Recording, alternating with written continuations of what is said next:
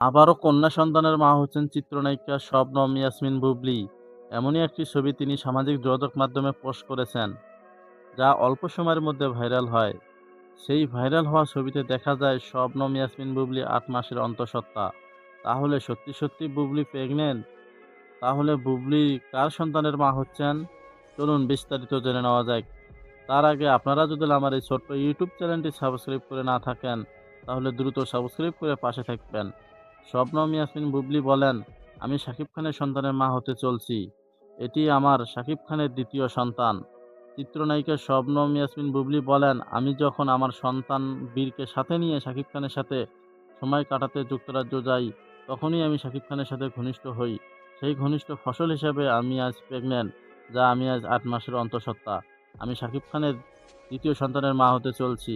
শাকিব খান বাবা হতে চলছে, যা শাকিব খানের ফসল হিসেবে আমার পেটে শাকিব খানের কন্যা সন্তান। তো আপনারা সবাই আমাদের দুজনের জন্য দোয়া করবেন, যেন আমার সন্তান সহি সালামতে পৃথিবীতে আসতে পারে। তো আবারও সবার গুঞ্জন অপেক্ষা করে দিয়ে এটাই সত্য হচ্ছে যে শাকিব খানের সন্তানের বাবা হচ্ছেন চিত্রনায়িকা শবনম ইয়াসমিন বুবলী।